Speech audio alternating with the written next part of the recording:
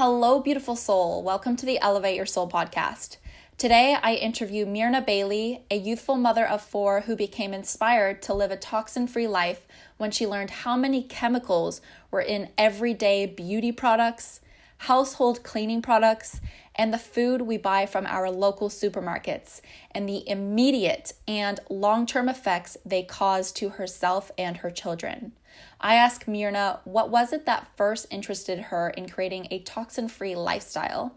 What symptoms and external signs our body shows us when we are exposed to toxins over time?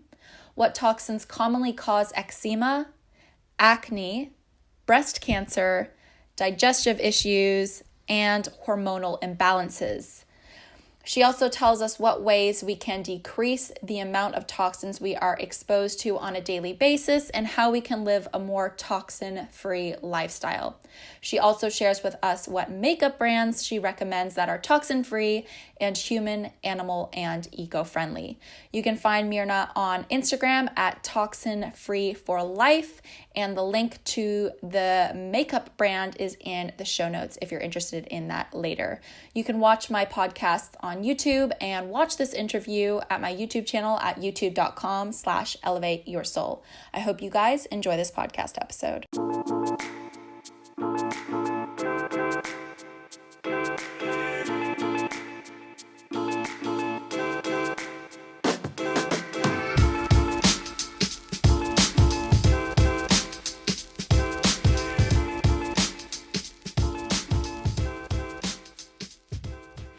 Hello, Mirna. Welcome to the Elevate Your Soul podcast. Hello. Thank you for being here. First question I have for you is, what elevates your soul? First and foremost, my faith. It's just something that I have always been able to stand on, even if my physical and my mental and my emotional self was rocky. It was something that I knew that it was unwavering, even if I was not in the realm of being the faithful one, whether it's through my spiritual walk or just getting into the word. It was something that I knew that, who I worship, he wasn't going to fail me. So, yeah. I love it. I love it. What was it that made you interested in learning about the effects of toxins, and what inspired you to live a toxin-free lifestyle? Well, it started out, I had friends who just kind of like sprinkled like little nuggets, like just here and there. And they were never condescending. They never made me feel guilty. They never kind of threw it in my face. It's like, do you know what you're eating right now? Nothing like that. Yeah. And I respected and I trusted these people. And so finally it got to the point, it's like, you know what? I feel like they're onto something. Right. And because of the way that they approached me, which was always in a loving manner, it was, like I said, never condescending. I just started to do my own research. I just started to dive in, and it started out with foods. It started out with like the ingredients that we eat, the ingredients that we take in. Yeah. And then as soon as I learned how harmful some of those ingredients were, I was like, okay, if this is in our foods, what else is it in? Yeah. So, for me, it just really started out just having friends that I trusted.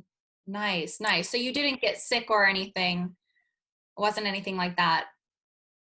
It wasn't, but seeing and looking back now, we did have, thank you that it wasn't anything traumatic or anything crazy. It could have led to that, but we just had daily symptoms that we were just kind of accepting and just kind of saying, it's like, well, I guess this is just life. Like, I guess this is just how we should feel every single day.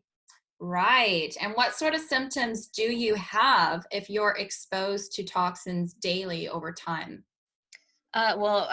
Different people are going to experience symptoms differently. Just for my household, my kids were constantly having headaches. They were constantly having stomach aches.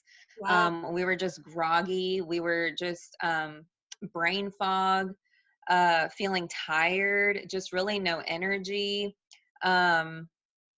It just felt like we just weren't able to function at like a better capacity than I Yeah. knew that we could. Yeah. And did you have that inner knowing that something was wrong, or did you really think that that was just the norm? Because everybody talks like that. Like everybody's always tired. Everybody has, an irritable bowel syndrome or Mhm. bad digestion or headaches. Like it's so common. Did you think that was normal? Did you have an inner knowing that there was a way to cure that?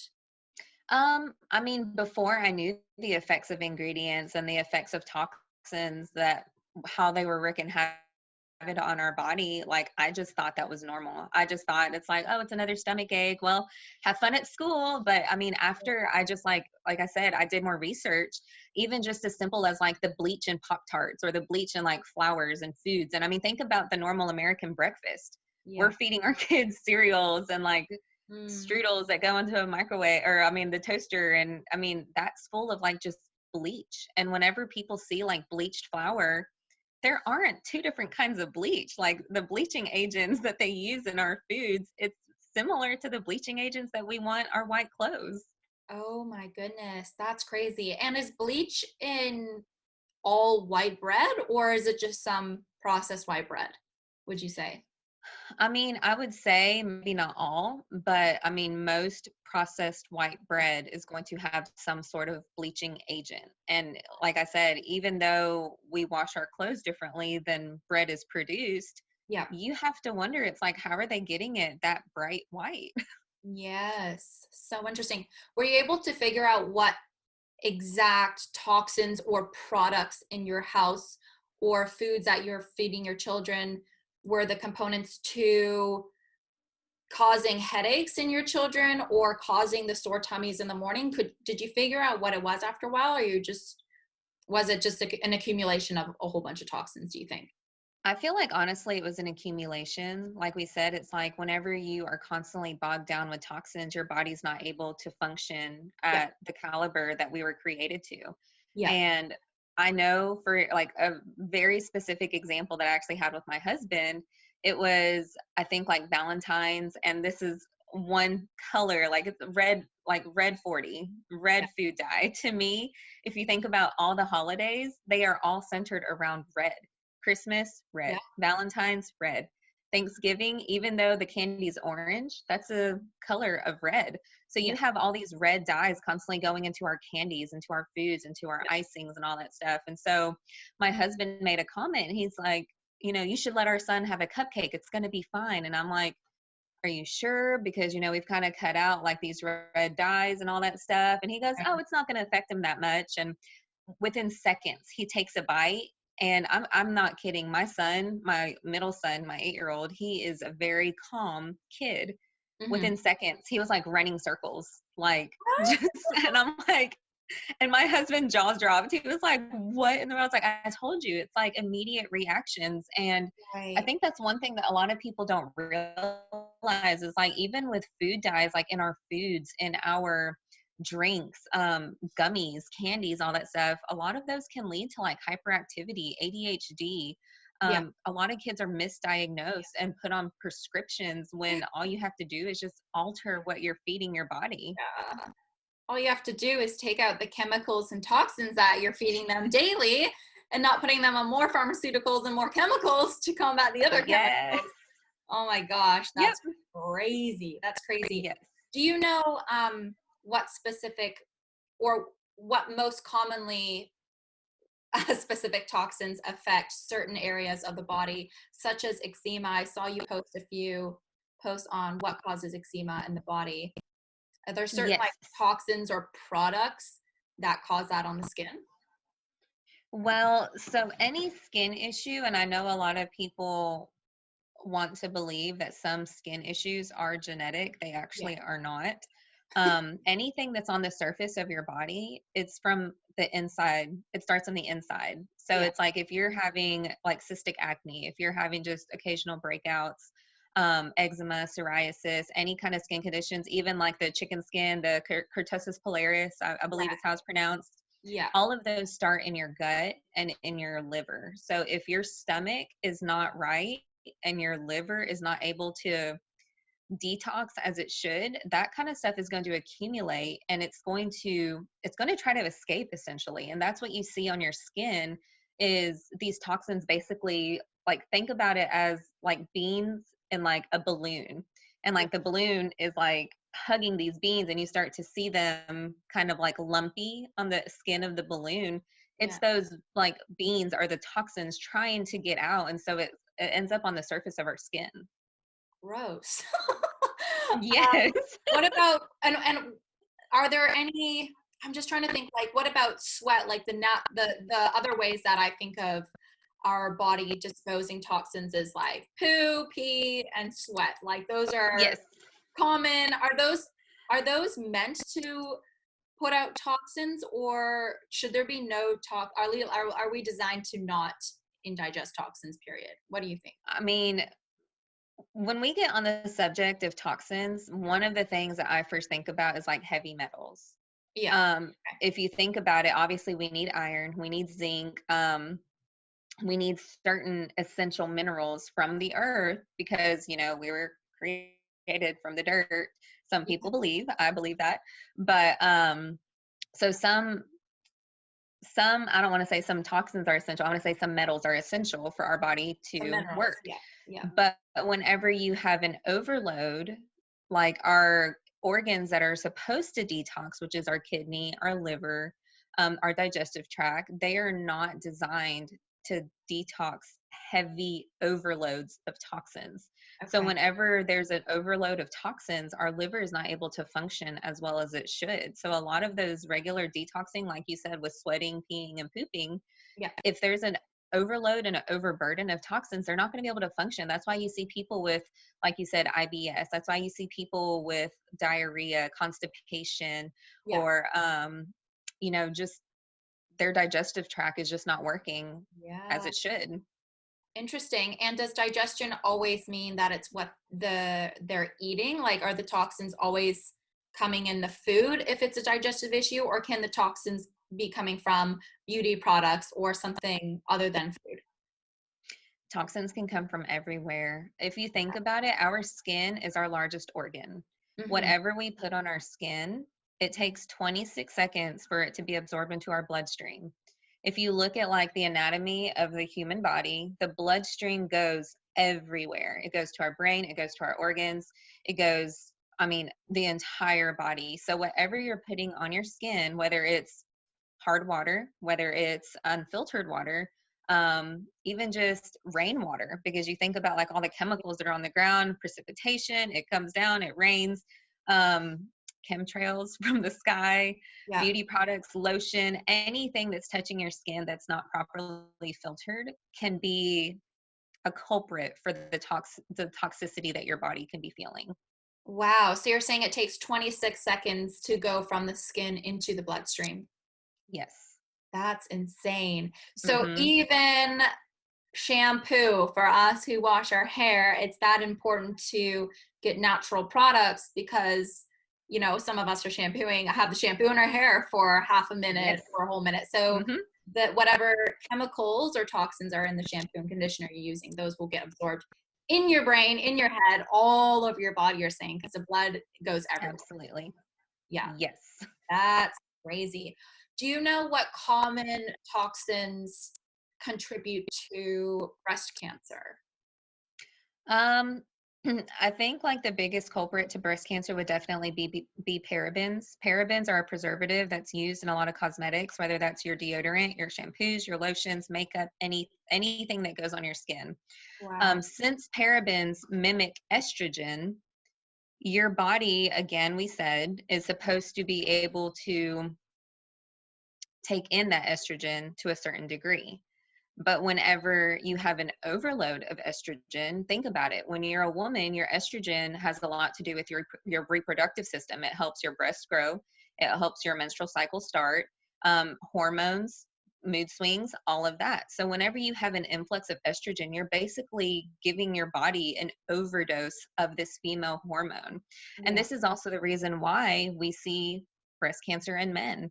And it's not just because men develop testosterone and progesterone. They also have some form of estrogen Yeah. to a degree, but obviously men and women, you don't want a man to produce so much estrogen. That's what takes away their masculinity, their chiseled chin. Like Yeah. like they start getting man boobs with too much. And so that actually contributes to the breast cancer that you're seeing. And when you think about it, think about aluminum. Yeah. Aluminum is a common product in a lot of deodorants. Where are we applying aluminum? It is right on the breast tissue. I know a lot of people want to believe that our armpit and our breast are two different things, but Yeah. our breast tissue actually goes straight up into our armpit. So when you're putting aluminum on once a day, some people reapply it. Those are parabens that are being like are being absorbed by your skin Yeah. on a daily basis. Right into the breast tissue. Mm-hmm. That's crazy. Wow. Do you know common I'm guessing this would be the same answer for hormonal imbalances. Mm-hmm. Same thing would be skin products, beauty products, Yes. the toxins in those. Okay. Okay. And what do parabens do exactly? Like why are all these companies adding parabens to their products when they know the health effects of it? It makes it last longer, shelf life pretty much. Right. Okay. Mm-hmm. Okay. Yeah. Yeah. And then I guess they can sell products easier or save money that way, or because you think if it Yeah, has I mean, it shelf can sit on life, a shelf. you need to buy more. So I'm just Yep. figuring out, how are they saving money here? Do what? How are they saving money? How are they saving money? Because that's where my mind always goes, like, right? And the Oh, company. the companies? Yeah. Yeah. Yes. Oh, yeah. I mean, they can make, let's see, like X number of products this month. And it's just like, okay, well, now we have products to sell for the next 2 years. Right. Right. So you think of it from a manufacturer's point of view, and it's like, okay, how can we make this last as long as possible, but still make revenue on it? Yeah. Yeah. Yeah. Fascinating, fascinating. In what ways can we reduce the amount of toxins that we expose ourselves to on a daily basis? Like, what things can we do to actually change our lifestyle so that we're exposed to less toxins on a daily basis? Well, I would definitely say the first thing to do is learn to read labels, learn what's going in your body, learn what's going on your body, because a lot of people, and I was one of those, and that's where whenever I try to share truth with people, I always try to do it from a loving perspective, Mm, because I never want to be the kind of person that makes someone feel guilty for what they're feeding their children or what they're using in their home, because I was one of those people. I yeah, used to feed my kid the same cereals, the same gummies, the same juices and all that stuff once upon a time because I didn't know better. yeah, And I feel like the phrase, when you know better, you do better, I don't feel like that is true, because there's a lot of people who do know better and they still choose. It's like, no, that's not going to happen to me. Or no, that's like a 1 in a million chance. Like, I'm not going to get sick from eating this or from using this shampoo or from putting on this deodorant. yeah, And, that's another thing too. It's like when you look at the statistics for breast cancer, over 80% of breast cancer in patients now is not genetic. It is environmental. It is what yeah. we are using. It's what we are eating. It's what we are putting on our skin. Hmm. So in order to reduce our toxin load, we have to be aware of what we're using in our homes. And it's not just food. It's not just self-care products. It's also cleaning products. There's Yeah. so many cleaning products in our homes that if you think about it, I mean, how big are people's bathrooms? They're not massive. So Hmm. when you're cleaning with ammonia, bleach, and like all these other toxic chemicals, those are going straight into your lungs. Yeah. And I don't know where people thought the smell of bleach made something clean. That to me doesn't smell clean. I think if it smells like nothing, it smells clean. Yes, so true. Oh my gosh, I love this topic because like my parents were, I was so lucky. They educated us. I don't think they might have not known like every single chemical out there, but they knew about the red dyes. Mm-hmm. They knew about like the cleaning products. I think 100% of cleaning products that aren't labeled as like eco-friendly or 100% natural ingredients, I think all of them are super terrible for you. Yes. And we're breathing them in every time we use them, and like all these spray bottles that we have and aerosols. Like, Yes. I love one of the posts you made on your Instagram as well. You said if you're smelling something on your furniture or in your house for days, if that smell like gets stuck in your furniture, imagine Mm-hmm. that the smells, those scents are getting stuck into your lungs for days. Yes. That was so powerful. Well, and that was one of those things too that like after doing like research and Yeah. educating myself, it's like, okay, you are putting your clothes through an entire wash cycle. Yeah. think about it. Like it's in there for like a good 20 to 30, some 45 minutes, double rinse, whatever cycles, and Yeah. it still comes out smelling good. Yeah. Or So good. it's, Good. I don't even like it's this smell of yes, laundry good. You're detergent. right.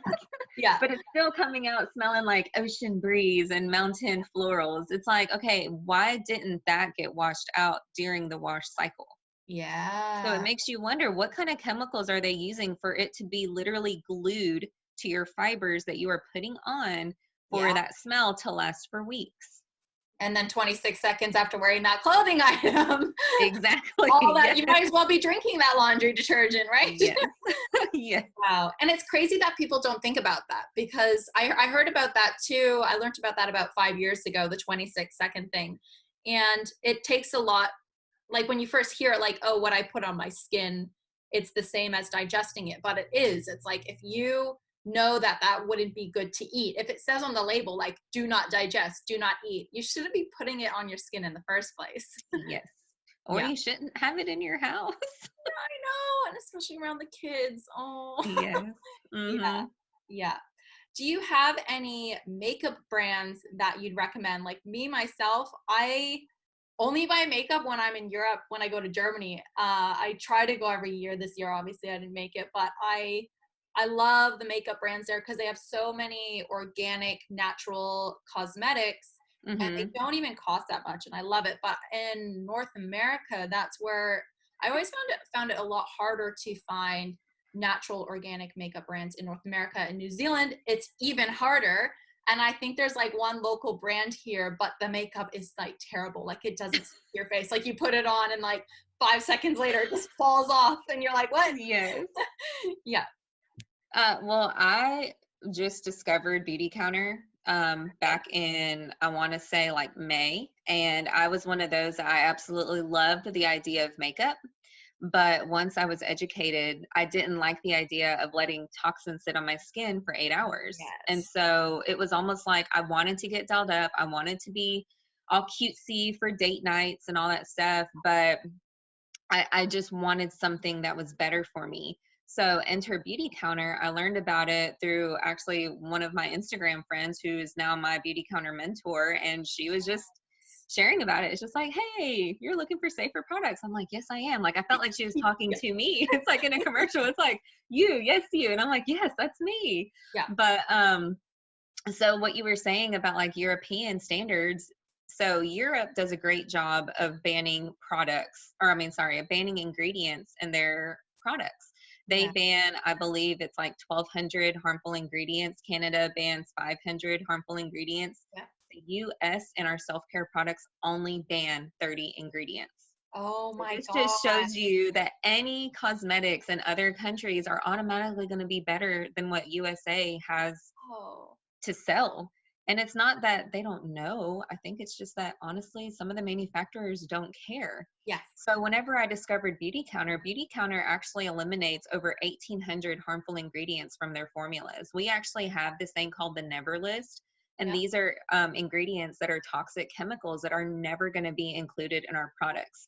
And the thing that I also loved about Beauty Counter was their mission. The mission is to get safer products into the hands of everybody. Yeah. And even if you don't use our products, we have a dedicated team that's going to Congress and showing the effects of these harmful ingredients in people and trying to go so that all manufacturers are held accountable to change their formulas to be safer for everybody. Yes. That is so cool. And they have a website. Do they ship outside of the States by any chance? We ship, I think, to Canada and I think US territories. I think that internationally they're working on it. All right. So currently, like at the moment, I don't think so. I know that we're hoping to, because I mean, safer products should be in the hands of everybody. It shouldn't just be like a luxury thing. Yeah. And like the other thing that I absolutely loved about them too, it's like, it's not just makeup. Like one of my favorite taglines is like, if you think we're just selling lipstick, you're not paying attention. We have stuff for baby, we have stuff for kids, we have stuff for the Good. teenagers, the adolescents. We Good. have an entire men's line. Mhm. And of course, like all the fun women stuff with like makeup and skincare, because it's not just like, I don't know, like just, It's not I just don't want to say like yeah. crappy makeup, but I mean, this makeup is good. Like our foundation even has like skincare components in it. So you're not only wearing it and enhancing your natural beauty, but I mean, the ingredients in it are better for your skin too. Nice. I love that. I love that. I've always kind of been looking for that, like waiting for a makeup brand that doesn't only kill you, but that also is good for your skin. So you're like, wow, I'm Yes. putting this on and it has natural sunscreen components in it and it Yes. has like food for my skin. Yeah. Yes. That's so cool. So all my New Zealand and Australian and whatever listeners, just fly to Canada or the States. Easy. And you can get your beauty products there. Yes. Awesome. I will put the website for that in the show notes. So if anyone's listening, Okay. you want to find that. And then one more question as well, going back to how we can live a lifestyle that is more toxin free. When it comes to the household products, the makeup, the beauty products, the food, like what kind of things do we look out for just to make it easier for the listeners right now before they like have to do all this research? What more advice can you give them in terms of, as you said, like the red dyes? How do they know if it's natural or artificial? Because I knew about the red dyes since I was a kid, but like Mm-hmm. try to get like, if I have something flavored in my water, I try to see that it's like a natural colorant and not a artificial one. And then like for cleaning products, if it says eco-friendly, does that mean you're safe and you don't need to read the ingredients, or how does that work? Well, that one's a very tricky subject because I don't know if you've ever heard of the term greenwashing. Yeah. So, for those who don't know what greenwashing is, it basically means that companies can use certain words, certain keywords, certain pictures, colors on their labeling. So, it can be simply as the word natural, it can be a Mhm. little tree or a leaf or the color green on their labels to make you think that you're choosing a better option. Yep. So, you have to be really careful and you really have to learn, I mean, what you're reading. So one of the best examples that I can give is high fructose corn syrup. I know that some countries actually ban this. The United States does Oh, not. really? But high fructose corn syrup can actually lead to like obesity, liver damage, Alzheimer's, memory loss. And I mean, it's And basically everything just though, isn't it? sugar. I've It never can been to a be, country. Yeah. I don't yeah, think I've it been can to a be, country where they've banned it. Maybe Europe, but like you see it everywhere. And the thing that drives me most crazy is when you go in the grocery store in any Western country, Europe, I'm not so sure about, but like Canada, the States, Australia, New Zealand, and you're looking down the grocery aisle and you look at the kids' school snacks aisle, it's just hmm like sugar in a bar, yes, and then yes, or like trans fats in a cheese thing. Like, I'm just like, yes, the worst thing you can find in the store is the kids' school snack aisle. And parents are just buying it because they don't want to waste their time singly yep, packing things in containers or Ziploc bags, which takes like an extra 10 seconds a day to do. And they're just yes, like, oh, it's good. Or this, as you said, this box is green, or it'll say on it like, no artificial yes, colors or no artificial, like of one thing that could be harmful, it'll say we yep, don't have this one harmful ingredient.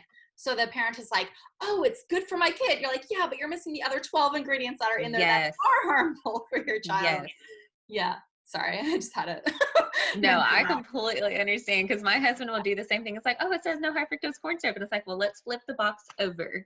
It still Yeah, has BHT, it still has TBHQ, it still has this yeah, and this and this. And yeah. the dangerous thing with a lot of these ingredients too is that manufacturers know that people are waking up. And so Mm, to go back to high fructose corn syrup, yeah. they have actually hidden this ingredient in like over 10 other different names. And No. so even if it says no high fructose corn syrup, if it says glucose syrup or corn syrup Right. or, like some of these other hidden names, you're Yeah. still eating that high fructose corn syrup. Same thing. That is so crazy. I'm realizing that too. And what I don't like about New Zealand, I think in North America, it's a law that when you have any sweetener other than sugar, you have to say what the sweetener is, like the name is actually in there, or any flavor enhancer. You can't just say flavor enhancer. It has to say like garlic powder or monosodium glutamate. And in Hmm. New Zealand, if it's a flavor enhancer, whether it's garlic powder or paprika or something really harmful like MSG, in the ingredients, it'll just say flavor enhancer. And then they'll have a little bracket and say a code, and it'll be like 627. So I'm in the supermarkets, like Googling like flavor enhancer 627, and then it'll be like sweetener 920, and I'm like sweetener 920. Uh-huh. So frustrating. But in North America, I appreciate they actually say the word, although there's so many, it's like so hard to keep on top of it. But what I do is, the odd time if I have like one thing and I buy it once and I know I'm not probably going to get it again, I don't bother too much, to be honest. Yes. But if there's something I'm buying on a weekly basis, I will Mm-hmm. definitely read every single ingredient, and especially on my skin as well. If I'm buying any cream or lotion, because it takes like months to go through something like that, Yes. a bottle like that, I will literally read every single ingredient and make sure, well, usually I just look for like an easier label, like no parabens, no Yep. bleach, whatever, no this, no this, no this, like only organic, only natural. I try to look for that, but then even then, if it says like no parabens, I'm like, cool, it's just no parabens. What else is in there? And then I'll like Yes. go home and I'll like Google every other ingredient. I'm like, if I'm gonna use this daily or weekly, I need to know like, Yes. yeah, yeah, yeah.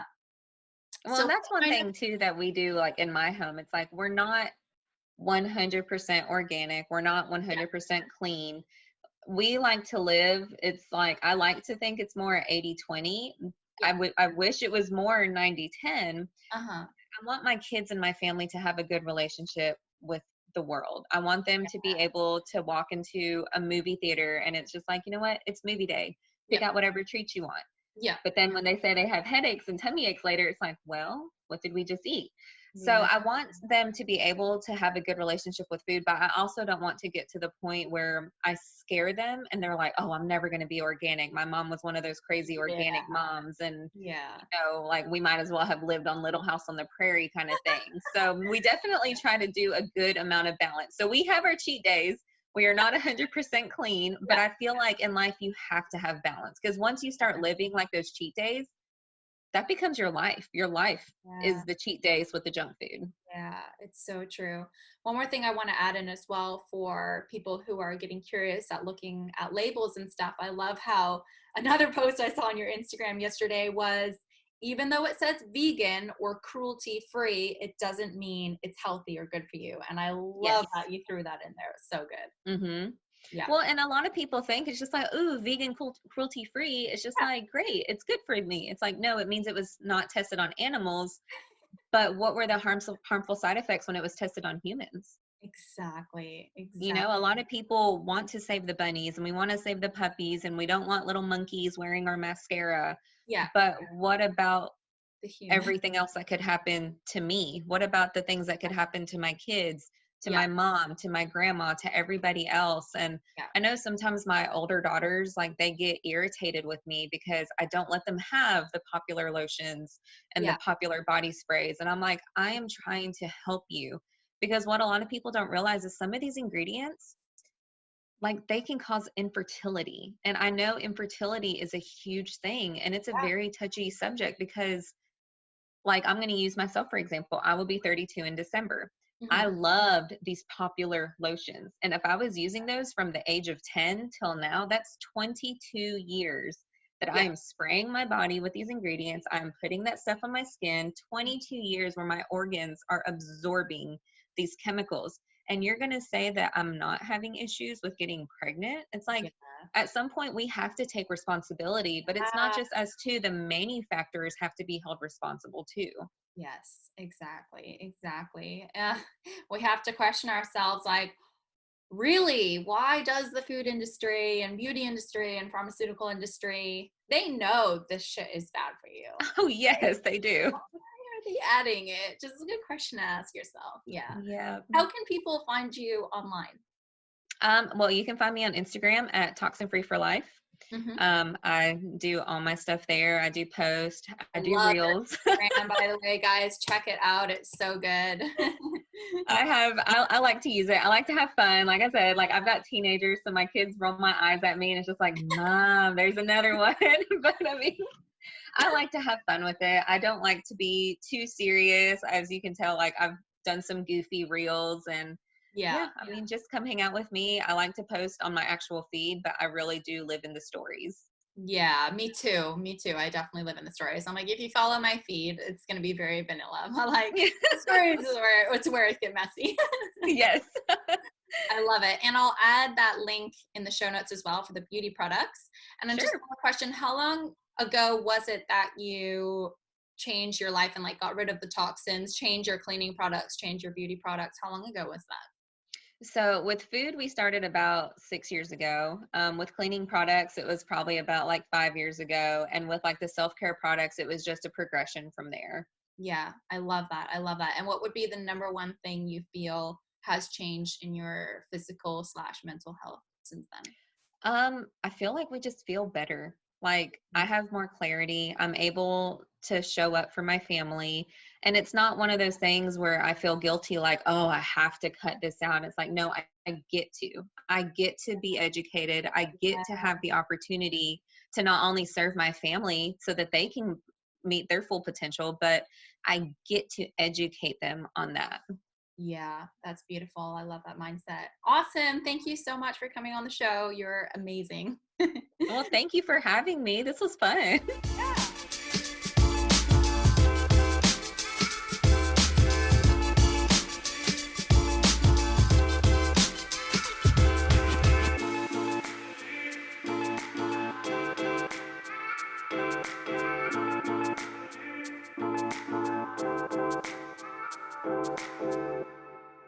Hey YouTube fam, if you like this video, make sure to hit the like button below. And if you think a friend, a family member, or just someone you know who could benefit from this podcast episode, please share this video with them. And if you've been enjoying the Elevate Your Soul podcast, make sure to subscribe to my YouTube channel for new episodes weekly. Thank you.